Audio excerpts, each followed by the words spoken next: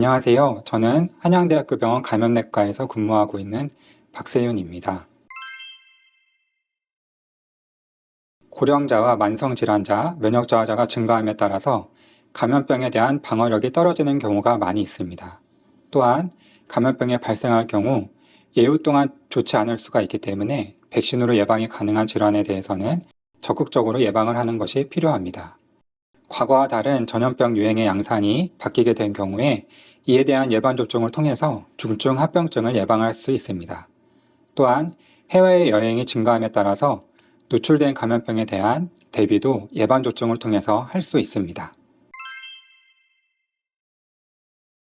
백신으로 예방이 가능한 질환에 의한 사망은 미국 자료에 따르면 성인에서 소아보다 50배가 더 많다고 보고되고 있습니다. 우리나라도 예외는 아니어서 고령자와 성인 중 만성질환자의 비율이 증가하고 있습니다.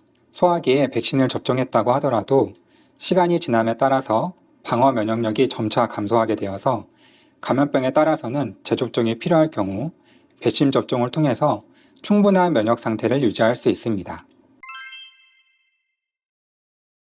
독감은 인플루엔자 바이러스에 의해서 발생하는 질환으로 매년 5에서 10%에서 감염이 발생하며 단일 감염 질환으로는 가장 영향력이 있는 질환으로 분류될 수 있습니다.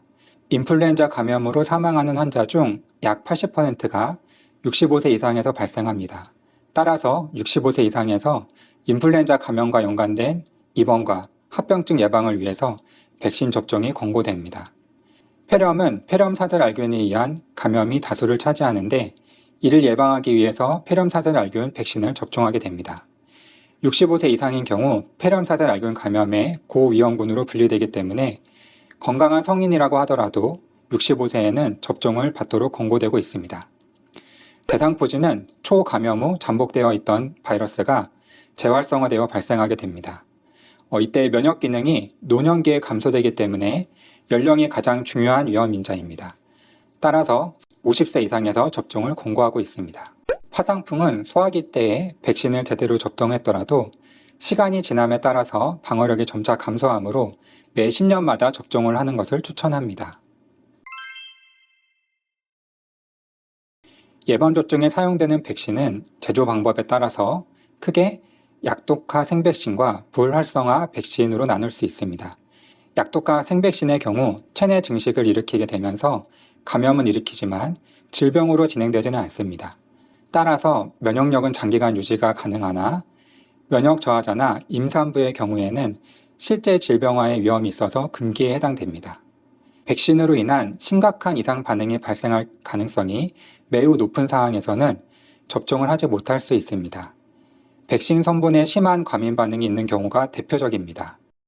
100일의 접종 후 다른 이유가 밝혀지지 않은 뇌증이 발생한 경우도 금기에 해당됩니다. 또한 백신 접종 대상자가 중증도 이상의 급성 질환이 발생했을 경우에는 주의가 필요합니다. 하루에 2개 이상의 백신을 동시에 접종하는 것은 가능합니다. 서로 다른 주사기로 서로 다른 부위에 접종을 하는 것을 추천하며 같은 부위라면 최소 2.5cm 간격을 두고 접종합니다. 혈액제제나 면역글로불린의 경우 사백신은 동시 투여가 가능하며 접종 간격이 필요하지 않지만 생백신의 경우에는 혈중 항체가 인체 내 증식을 억제하므로 생백신을 먼저 접종한 경우에는 2주 이상 간격을 두고 항체 함유 제제를 투여하는 것을 권고합니다. 항체 함유 제제를 먼저 투여한 경우에는 백신 접종을 최소 3개월 후로 연기하는 것을 권고하고 있습니다. 생백신의 경우 동시 접종이 가능하나 간격을 두고 접종할 경우에는 최소 4주 이상의 간격을 두고 접종하는 것을 추천합니다. 백신 부작용은 국소 이상 반응으로 주사 부위의 통증, 발적, 종창 등이 나타날 수 있고 전신 반응으로는 발열, 근육통, 두통, 식욕 감소 등이 나타날 수 있습니다. 나타나는 증상에 따라서 주사 부위에 냉찜질을 하거나 진통제를 복용함으로써 조절할 수 있습니다. 임신 중이거나 1개월 이내 임신 가능성이 있는 경우에는 MMR이나 수두 등의 생백신은 접종을 하지 않는 것을 추천합니다.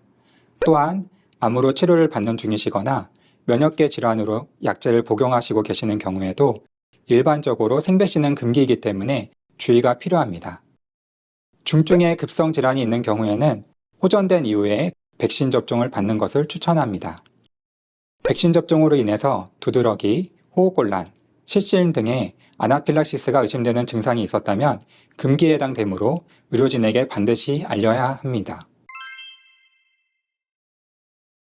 실제 자연면역을 통해서 면역력을 높이고자 하는 잘못된 주장을 하는 경우가 있는데 예방접종을 하지 않고 수두 등 감염병에 걸린다면 폐렴이나 뇌염 등의 심각한 합병증이 발생할 수 있습니다. 예방접종은 감염병을 예방할 뿐만 아니라 감염이 되어도 중증도를 낮출 수 있습니다. 백신은 대부분의 사람들에게 안전합니다. 일부 백신은 미열이나 주사부의 통증 등 경미한 부작용을 일으킬 수 있지만 심각한 부작용은 매우 드뭅니다. 백신의 부작용보다 예방하는 질병으로 인한 합병증이 훨씬 더 심각할 수 있습니다. 예를 들어 독감 백신의 부작용은 매우 드물고 경미하지만 독감 자체는 생명을 위협할 수 있는 질병입니다. 감염내과에서는 백신 접종에 대한 상담과 진행뿐만 아니라 다양한 감염병에 대한 진료를 수행하고 있습니다. 감염병이 발생하셨거나 예방접종에 대한 상담이 필요하실 경우에는 언제든 방문을 부탁드립니다. 지금까지 예방접종에 대해서 말씀드렸습니다. 시청해주셔서 감사합니다.